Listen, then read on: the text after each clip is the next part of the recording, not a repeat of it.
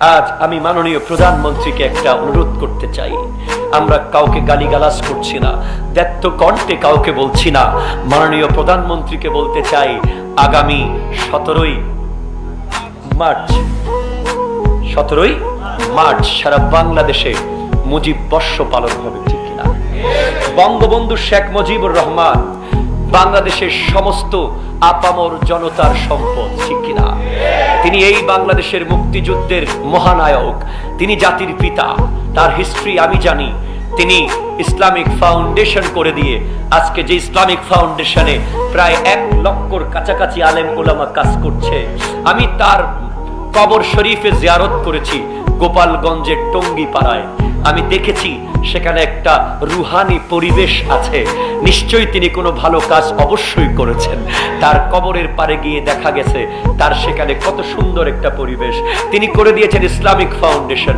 তিনি এমন একটি কাজ করেছেন, তিনি আমার বাংলাদেশের মানুষ এক সময় সরাসরি হজ করতে যেতে পারত না, ইন্ডিয়ার ভিসা নিয়ে যেতে হতো। বঙ্গবন্ধু সৌদি গভর্নমেন্টের কাছে গিয়ে বলেছিল, আমার বাংলার স্বাধীন দেশের মানুষ কেন ইন্ডিয়ার ভিসা নিয়ে আসবে, কেন তারা ডাইরেক্ট আসতে পারবে না?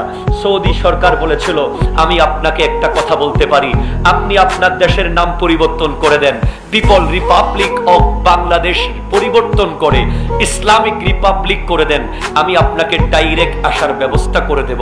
তখন জাতির জনক বঙ্গবন্ধু বলেছিলেন, আপনার মক্কা মদিনার এই দেশ 99.9% মুসলমানের দেশে, আপনি বাদশাহ সৌদের নামে কেন দেশের নাম দিয়েছেন?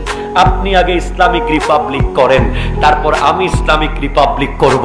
আমার দেশে মুসলমান শুধু থাকে না, হিন্দু থাকে, বৌদ্ধ থাকে, খ্রিস্টান থাকে, সবাইকে নিয়ে আমার দেশ অসাম্প্রদায়িক চেতনায় আমার বাংলাদেশ আছে। আপনি সেটা করেন, আমিও করব। সৌদি গভর্নমেন্ট সেদিন বঙ্গবন্ধুর সেই কথায় লাজবাব হয়ে গিয়েছিল এবং দিতে বাধ্য হয়েছিল বঙ্গবন্ধুকে, যান আজকের পর থেকে আপনার বাংলাদেশের মানুষ সরাসরি ভিসা নিয়ে হজ করতে আসতে পারবে। আর জোরে বলতে হবে সুবহানাল্লাহ। আমরা বঙ্গবন্ধুকে স্মরণ করব 17ই মার্চ। পুরো বাংলাদেশের মানুষ তাকে স্মরণ করবে, ইতিহাস রচিত হবে।